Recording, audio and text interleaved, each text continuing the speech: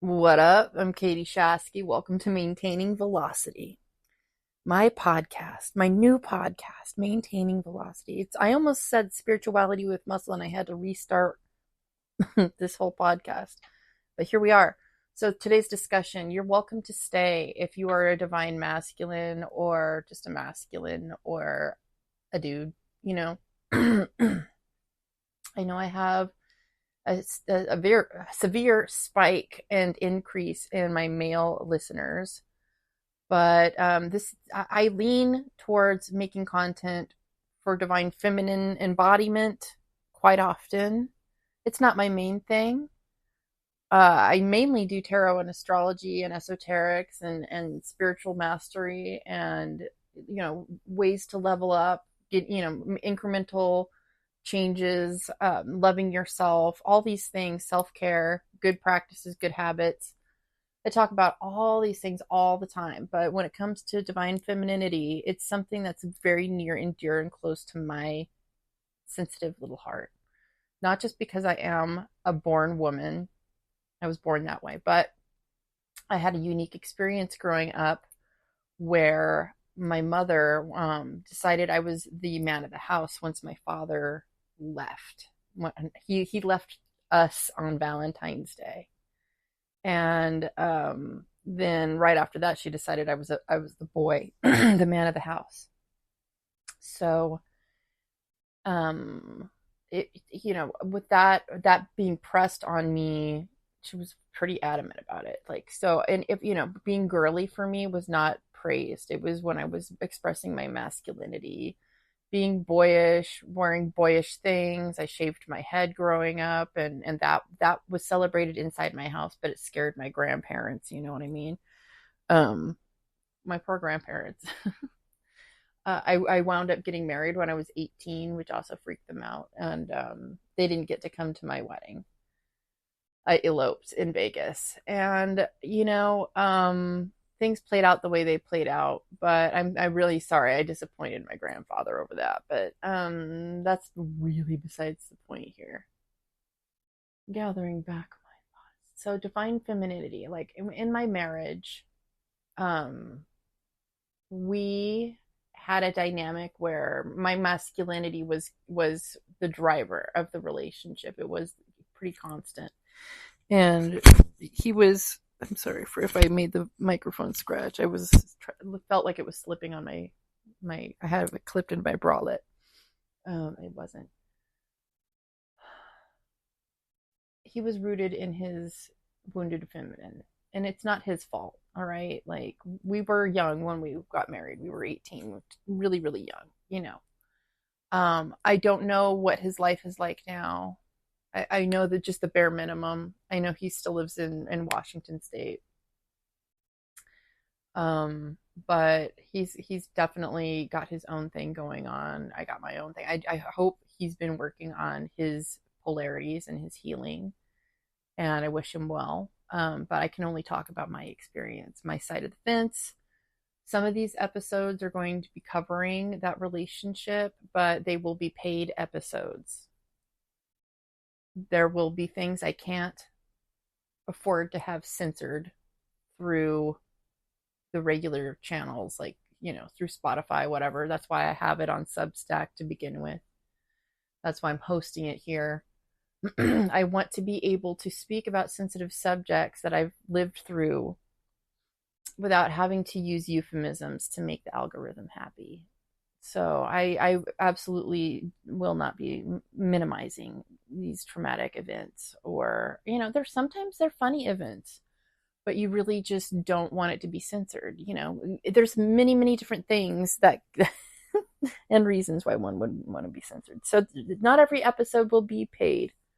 There will just be, highlights, very sensitive materials that will have a very small overhead once they get created. So that being said, the divine feminine topic for me has come from a deep wounding, a survival mode, constant survival mode. And I think I've only been able to unravel that tension for myself in the last how long have I been? I've been celibate for some change, 6 years and some change. But really, since 2022, I think it has been where I've been doing my major work on staying in my divine feminine energy, and it takes a lot of practice. I'm used to, especially when I'm around men. That's what I really get tested is when I'm talking to somebody that I really, really, really like, that I have a lot of affection for. It doesn't really matter the type of affection. It's just affection. But I understand that my energy is rather large, and I'm very direct about that. There's never any mincing of whether I like somebody or not. But it's definitely not like that for everybody. And anyway, I don't know. My I'm very, very forward when it comes to how I communicate. And I know there's a lot, I have to educate myself a lot on how divine feminines communicate. There is like, am I a black cat or am I a white dove person today? Like, there's all these animal, influences that we talk about. I've been classically a black cat type. I'm demisexual, sapiosexual. I like a connection and a mental meeting. I have a big intellectual streak. I think a lot. I'm a reader. I like information, and I want somebody to meet me there. So it's difficult to have relationships with any other person on this planet of Earth if you're not making friends. And this is my whole point of this whole thing today with divine feminine embodiment. Your subconscious rules everything. It rules your perception. It colors everything in your entire experience in your world. If the world is mental, you create it as you go, then these things all connect, right? Your subconscious colors everything. And if you're not friends with your subconscious, the whole world looks a lot scarier than it might otherwise. So when we're talking about being a divine feminine, we have cycles that we experience. We are women. We have moon times. We have, the beginning of our cycle, the follicular phase, the ovulation, the luteal, and the beginning of the menstrual cycle all over again. We have these 4 seasons within a month that we go through. And the expectation is that we maintain a solid mood, a solid productivity, a solid energy throughout the month. And some women can. Some women have the right build to push themselves at that level. Other women have certain other types of hormonal makeups, and their bodies are designed to do other things. Their personalities are designed to do other things. Everybody has their strong suits. So I want to say this: there is no perfect way to express your divine femininity. You have to really seek within and find out what that is for you, how it aligns with your health, how it aligns with your cycles, and exactly what your physical body needs, what your spiritual body needs. No two women run exactly identical. No two women run identically. Biologically, we get similar, but we're not the same. So that being said, what is the same is how studies have shown that women's brains do alter during the menstrual cycle. The gray matter itself changes form, shape, and density. Therefore, the brain cannot possibly operate the same way as it would at any other phase of the month. This can cause distortions of the mind, panics, survival mode, wild mood swings that are contributed to being in your from one pole to the next, masculine or feminine, wounded feminine, healed feminine, wounded masculine, healed masculine, in fear, in rest and relaxation. It really depends on how you take care of yourself, how self-aware you are, and your habits, whether or not you're supporting yourself or undermining yourself. There's can be waves and waves of big emotion. These waves of emotion used to scare the absolute crap out of me, and they were so what I perceived to be uncontrollable that I would drink during this period of time, during my period. That was my main way of handling it, because I was not doing deep dives into my femininity. I was too afraid to really look at it, because expressing my femininity to me felt dangerous, right? Or something to be ashamed of. My softness was something I didn't embrace. What I perceived to be feminine weakness was not something I embraced. I did not know what was wrong with me for the longest time. Eventually, I was diagnosed with endometriosis, which means once a month. It's not just a period. It means I have whole body.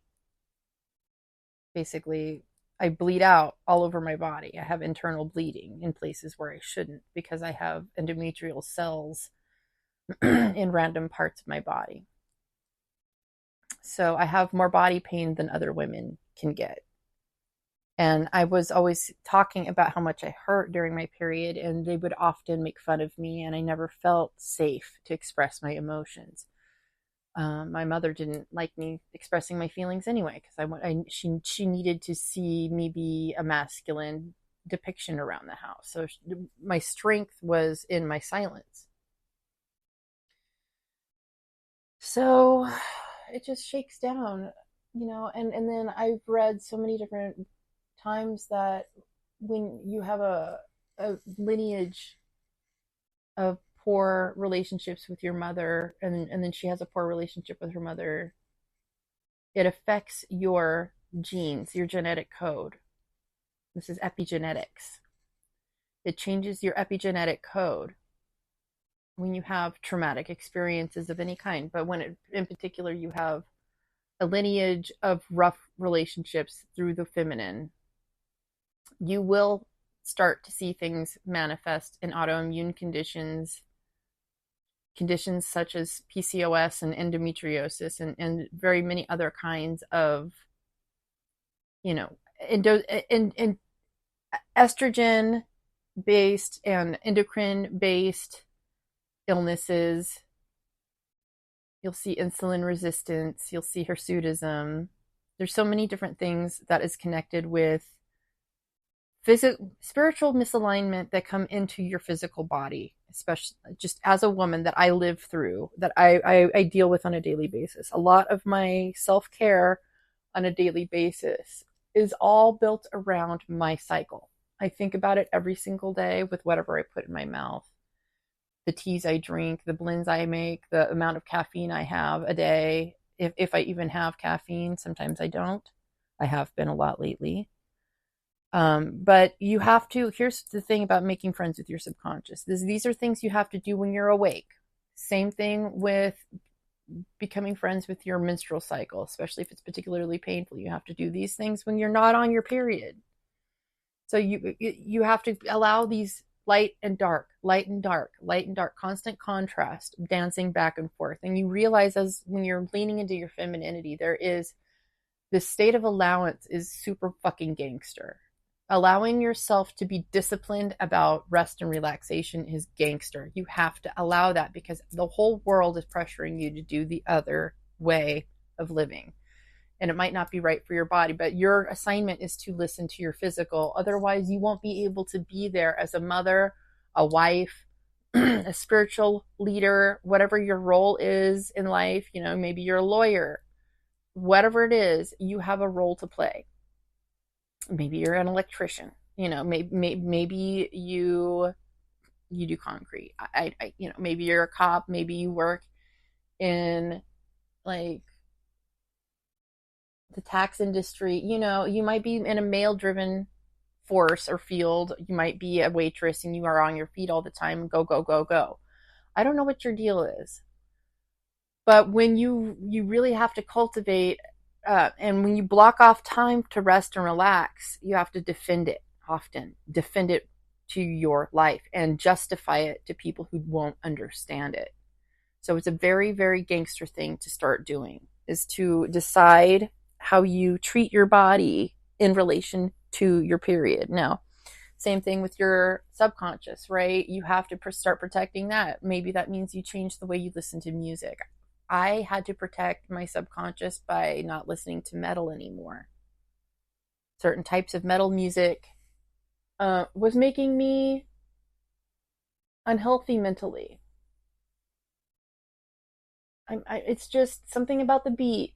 It made my heart go into places that reminded me of, survival mode, and it put me there sympathetically. So I can't dwell there very, very much. So I listen to a lot of R&B. It's just the same as I don't listen to familiar music very often if I can manage it. I try to listen to new music. I don't want to listen to a bunch of music that would remind me of the last dude I was talking to. You know what I mean? Like, whatever the case is, I don't want to be dwelling in old energy as much as possible. I'd rather be learning something new, experiencing a new wave of living. We only have so many minutes on this planet of Earth of being alive, and you say you have a 4-minute song. How many times do you need to hear 50 Cent sing "Go Shorty, It's Your Birthday"? Like, in your entire lifetime. Once or twice is enough. So I'm constantly changing the station. I'm finding something to grow my mind, listening to a podcast, new book, whatever. I really, really care about what I feed into my subconscious in the first place. Then I mind my thoughts every single day. I make sure that I am paying attention to what I put attention on. And that takes a lot of practice. A lot of focus. I also make decisions based on if this is somebody who loves themselves would do. Like, any action, is this a loving act? And is this something that somebody who loves themselves would do? Is this a deep down loving act? Is this in alignment? Is this going towards my goals? Is this building towards something? Or am I deviating from it? Am I going to be proud of myself? Is this along with my values? I'm constantly thinking about these things so that when I lay my head on my pillow at night and I fall asleep, I won't wake up in the middle of the night at 3 a.m. and be having regrets. Regret does creep up on me at night. 3 a.m. My body will wake me up, and I understand that this is a cortisol issue. I know how it works, but I'm also a very sensitive spiritual woman, and they call this the witching hour. And I know that God speaks to us early in the morning. It says so in the scriptures. So I allow these things to be a part of my life without judging them. But I plan around them to make sure that I'm doing everything in my power to not be eaten alive by my own brain. I don't want to be sitting there thinking in shame or feeling in shame, because my gray matter is distorted, especially around this time of month. So it's really a personal responsibility thing about watching, especially what you put in your mouth. Alcohol and sugar are going to exacerbate your ability to think around your anxiety. It might even make it worse. The occurrences might be a lot more acute when they do show up, more life or death feeling than just something you can observe and sort of dismiss comically. You really have to get disciplined about your mind in the regular state to be able to deal with it in a distorted gray matter state when you're on your period. So you really have to work on that. You have to feed yourself whatever it takes to make yourself feel secure, provided for. Especially if you're single, you can't let things slide. So being a woman is extremely difficult as it is, but this is I felt like, really, really centering on this today. I am on my period right now. I didn't want to make this episode today, but it didn't feel forced either. I just felt like I was dragging my feet for no reason. But I got to get going. I have a spray tan. I got work here pretty soon. But